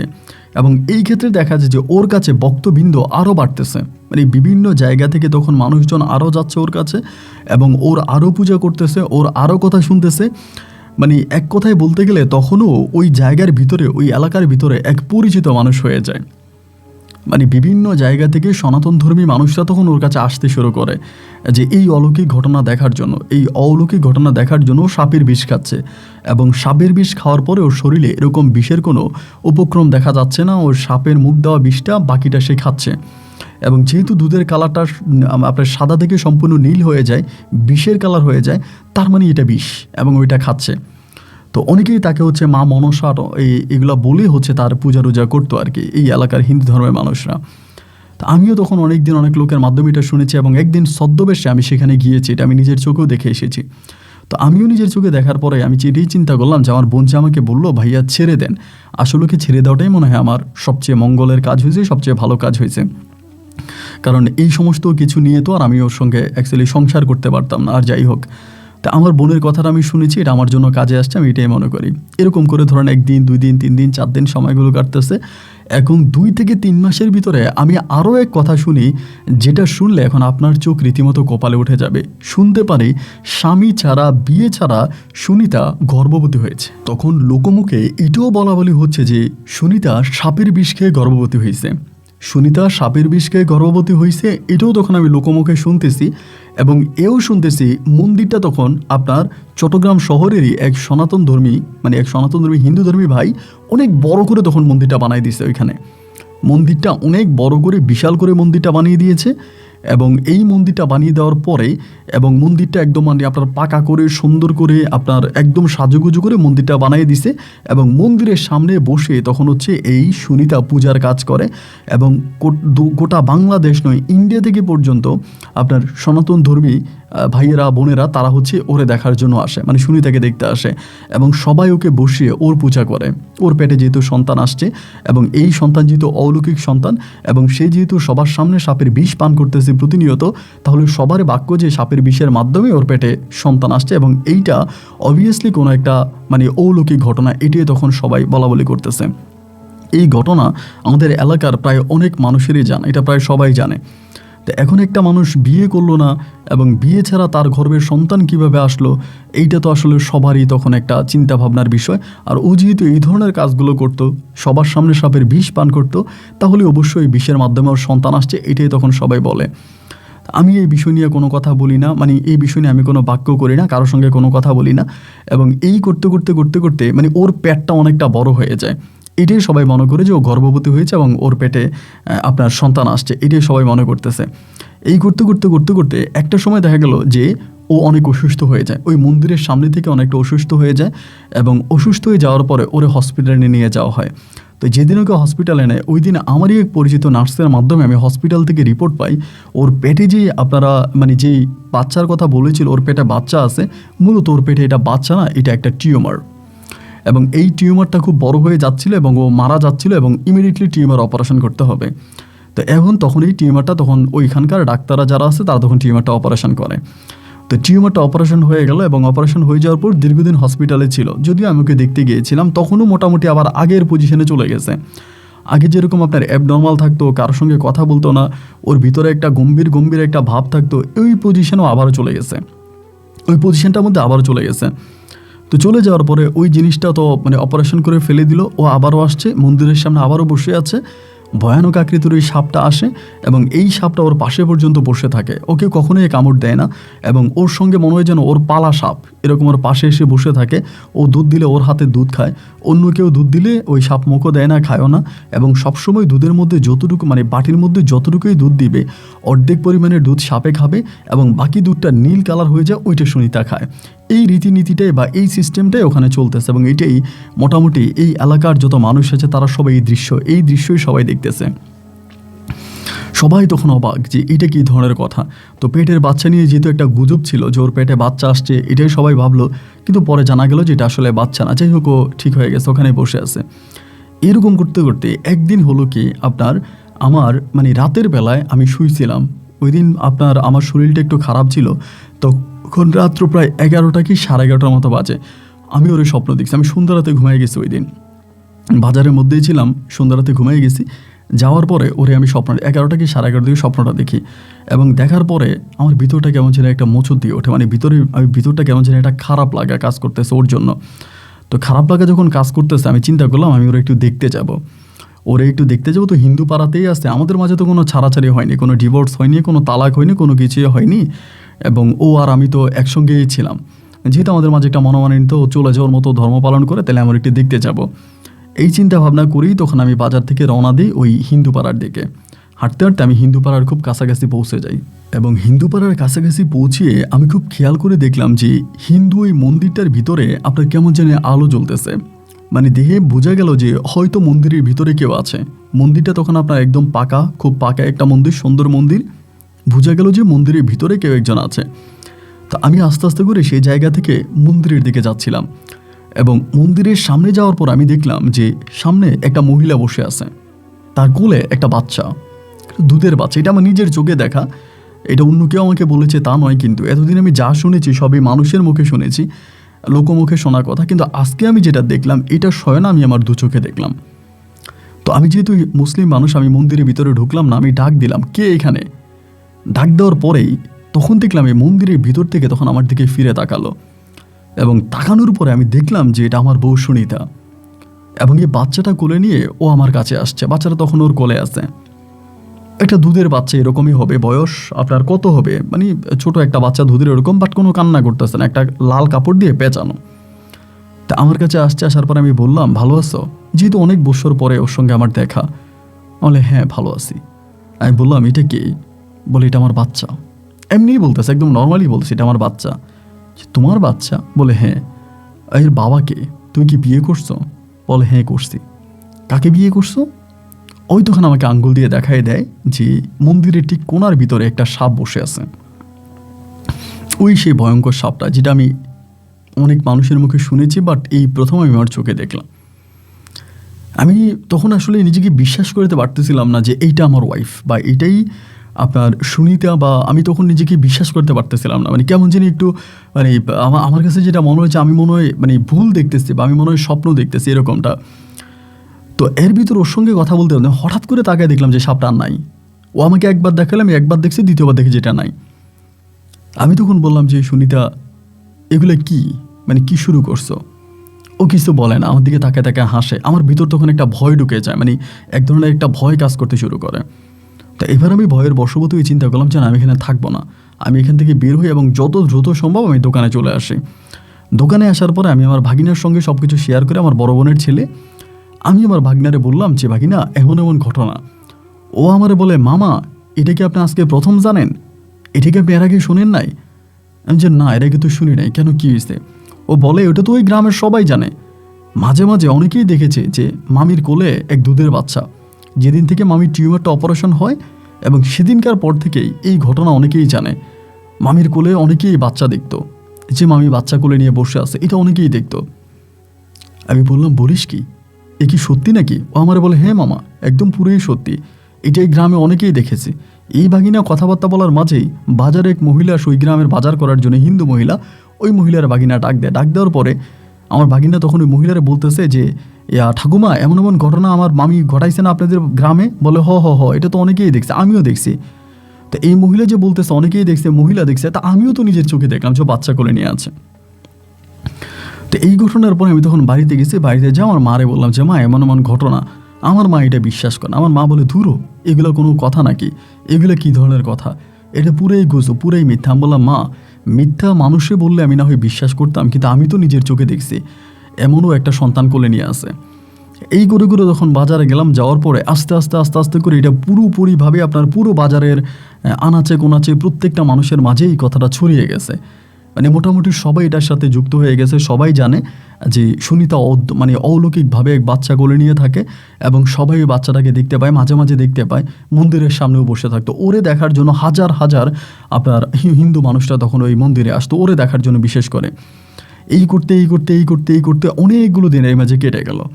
তো আমি আর এই নিয়ে কোনো খোঁজখবর নাই, কোনো কথাবার্তা নাই। এরই মাঝে হঠাৎ করে আমার কানে খবর আসলো যে সুনিতা ওইখানে নাকি নাই। তো চিন্তা করলাম কেন নাই, এবং তখন আমার ভাগিনের মাধ্যমে আমি জানতে পারি সুনিতাকে নাকি এখান থেকে কোনো এক হিন্দু মন্দিরে নিয়ে গেছে। কোনো এক হিন্দু মহিলা ইন্ডিয়া থেকে আসছে, এবং আসার পরে সুনিতাকে এখান থেকে নিয়ে চলে গেছে। তো এরপরে আমি তখন কি করলাম, যে মহিলা সুনিতাকে আমার বাড়ি থেকে নিয়ে আসছিল, সমিতির ওই মহিলা, ওই মহিলা তো এখন কোটিপতি ভাই, অনেক টাকার মালিক। ও জায়গা সম্পত্তি কিনে বিশাল অবস্থাও করে ফেলছে ওইখানে। এই সবই সুনিতাকে দিয়ে ইনকাম করা টাকা। তা আমি হিন্দু মহিলার যে বললাম যে সুনিতা কোথায়? হিন্দু মহিলা বলে, ওরে তো আমার এক মা নিয়ে গেছে ইন্ডিয়াতে। ইন্ডিয়াতে কোন জায়গায় নিয়ে গেছে? মহিলা বলতে পারে না। তাই আমি বললাম, আপনি বলতে পারেন না, ওরে নিয়ে গেল, এইটা কী ধরনের কথা? বলে না, ওনার পাসপোর্ট করা হয়েছে, পাসপোর্ট করে ওই মহিলা তার সাথে করে নিয়ে গেছে। তাদের ওখানে একটা মন্দির আছে, ওই মন্দিরে তাকে বসাবে এবং একটা পর্যায়ে তাকে দিয়ে যাবে। তাই আমি বললাম, যদি দিয়ে যায় তাহলে আমাকে জানাবেন। এইভাবে দিনের পর দিন পার হইতে আছে। আমি কিন্তু আর বিয়ে শাদী করি না, আর বিয়ে শাদী করি নাই। দিনের পর দিন পার হইতে আছে। আমি যতই জিজ্ঞেস করলাম যে আপনার ওই সুনিতারিকে দিয়ে গেছে, হিন্দু মহিলা বলে যে না, ওরা তো দেয় নাই। তা আপনি কোন বিশ্বাসে ওরা একটা মহিলার হাতে তুলে দেন? ও কি বেঁচে আছে না মরে গেছে? বলে না না না, অবশ্যই বেঁচে আছে। এই করে মহিলার একদিন আমি চাপ দিই যে আপনি আমাকে সত্যি করে বলেন, এই সুনিতা কই? সুনিতা আসতে কোন জায়গায়? আপনি আমাকে সত্যি করে বলেন। যখন ধমক দিলাম, চাপ দিলাম, মহিলা তখন আমাকে ইন্ডিয়াতে একটা মন্দিরের ঠিকানা দেয়, যে অমুক মন্দিরে ও আছে, ওই মন্দিরের ঠিকানাটা আমাকে পুরোপুরিভাবে দেয়। দেওয়ার পরে আমি চিন্তা করতেছি আমি সেই মন্দিরে সুনিতাকে দেখতে যাব। ওই মন্দিরে সুনিতাকে দেখতে যাব, কারণ ওর প্রতি তো আমার তখনও ভালোবাসা ছিল, তখনও ওর প্রতি আমার ভালোবাসা আছে।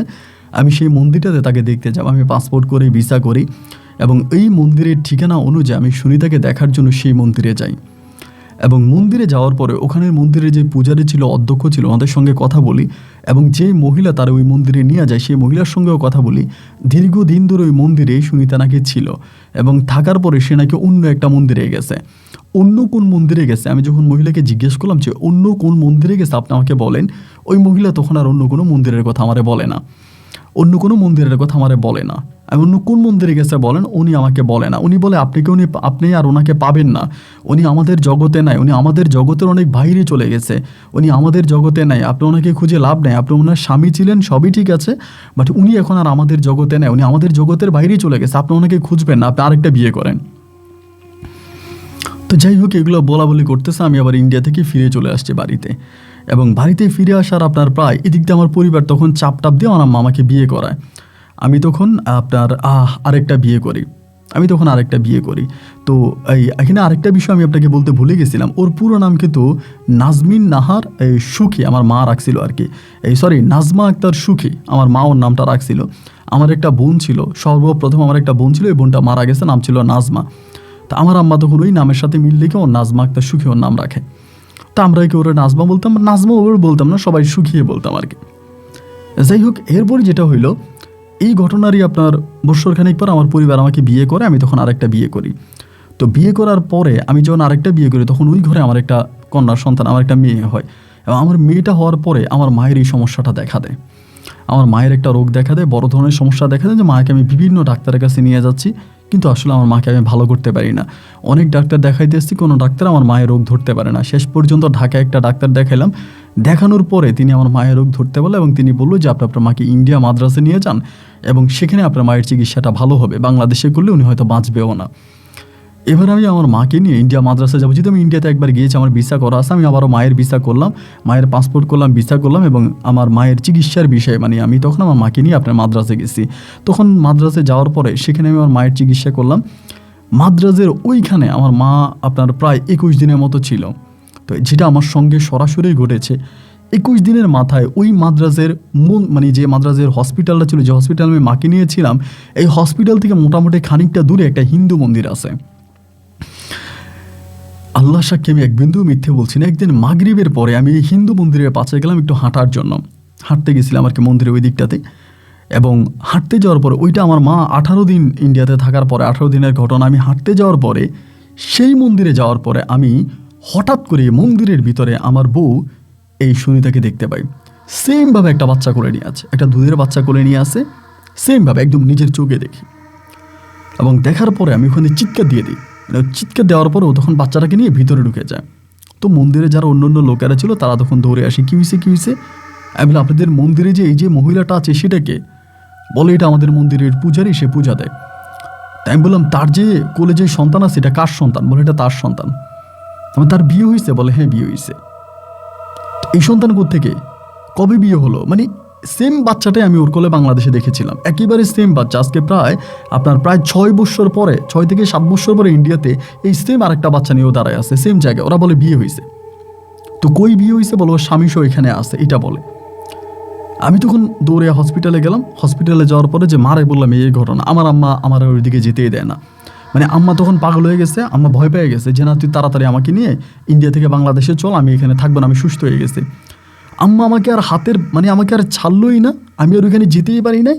আমার আরেক দুঃসম্পর্কের আপনার বোন ছিল, সেই বোনের সহ ধৈর্য আমার মা বলতেছে তাড়াতাড়ি ওরে নিয়ে দেশে আয়, ওরে নিয়ে তাড়াতাড়ি দেশে আয়, ওরে এখানে রাখলে আমি হারাবো।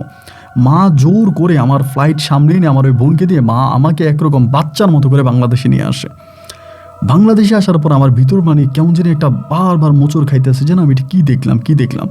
3 মাস পরে আমার মায়ের না জানে আমি পুনরায় আবারও ফ্লাইট করে ইন্ডিয়ার মাদ্রাজে সে মন্দিরে যাই। কিন্তু মন্দিরে যাওয়ার পর আমি ওর কোনো অস্তিত্ব পাই না, এবং জানতে পারি যে ও অনেক আগেই মন্দির থেকে চলে গেছে।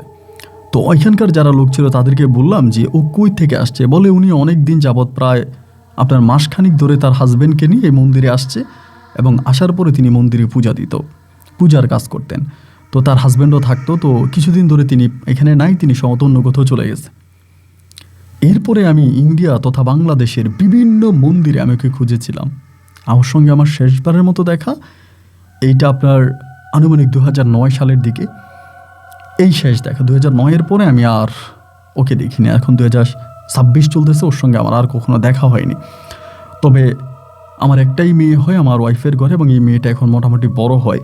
আমার মেয়ের কাছেও যদি আমি এসব কথাগুলো বলি, আমার মেয়েও বিশ্বাস করতে চায় না। এবং আমার গ্রামের অনেকেই জানে, যারা আমার মতো করে দেখেছে ওর কোলে বাচ্চাটা, এটা অনেকেই জানে। কিন্তু ইন্ডিয়া যে ওর সঙ্গে আমার এইভাবে দেখা, এটা আমি কাউকে বিশ্বাস করাইতে পারি না। আপন ভাই, আপনার গল্প আমার খুব ভালো লাগে। সেখান থেকে আমার বর্তমান ওয়াইফ খাদিজা আক্তার, ওর মাধ্যমে আমি আপনাকে পাই, এবং আমরা স্বামী স্ত্রী দুজনেই আপনার গল্পের খুব ভক্ত, গল্প শুনি রাত জেগে। যার কারণে আমাদের গল্পটা আপনার সঙ্গে শেয়ার করলাম। যদি পারেন আপনি এটা রেকর্ড করতে পারেন, এবং এই গল্পের সত্যতা যাচাই করার জন্য আপনি চাইলে আমাদের গ্রামে আসতে পারেন। ভালো থাকবেন। আসসালামু আলাইকুম।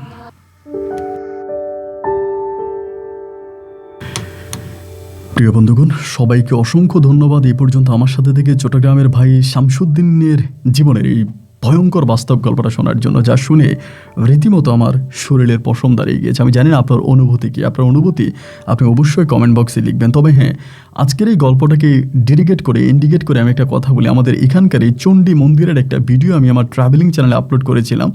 সেই মন্দিরে যাওয়ার পরে মন্দিরটা পুরোটা দেখলাম। দেখার পরে মন্দিরের পিছনের দিকে অনেক বড় একটা ফাটা দাগ, এবং এই ফাটলটা দেখার পরে সেই মন্দিরের সম্মানিত অধ্যক্ষের সঙ্গে আমি কথা বলি, এবং অধ্যক্ষ আমাকে যেটা জানালো, তিনি এই জায়গাটা অনেককে রিফারিং করার চেষ্টা করেছে, এবং তিনি সেটা করতে পারেনি। তাকে বিভিন্নভাবে স্বপ্নেই পর্যন্ত দেখিয়েছে যে এটা তুমি ঠিক করো না, এবং তিনার ভাষ্যমতে তিনি বললেন যে এখান দিয়ে মা মনসা আসে, এবং এসে তিনি মন্দিরের পিছন দিয়ে এই ফাটা দাগ দিয়ে মন্দিরের ভিতরে ঢুকে, এবং তিনি পূজা করে। মনসা এই মন্দিরে আসে এবং এই স্থান দিয়ে আসে, এই জায়গা দিয়ে আসে। সেই মন্দিরের একটা ভিডিও আমি আমার ট্রাভেলিং চ্যানেলে আপলোড দিয়েছি, এবং আজকের গল্পটার সঙ্গে আমি সেই মন্দিরের অনেকটা মিল পেয়েছি। এটাই সম্ভবত কোনো একটা আধ্যাত্মিকতা। আপনাদেরকে অনুরোধ করব যারা দেখেছেন তারা পুনরায় আবারও চণ্ডী মন্দিরের এই ভিডিওটা দেখে নেবেন, কারণ এই গল্পটা আপনি পুরোপুরিভাবে বিশ্বাস করে ফেলবেন যখনই আপনি চণ্ডী মন্দিরের এই ভিডিওটা দেখবেন। ভিডিওটা এখানে সবাই ক্লিক করে দেখে নেন। আজ এখানে বিদায়। আল্লাহ হাফেজ অ্যান্ড আসসালামু আলাইকুম।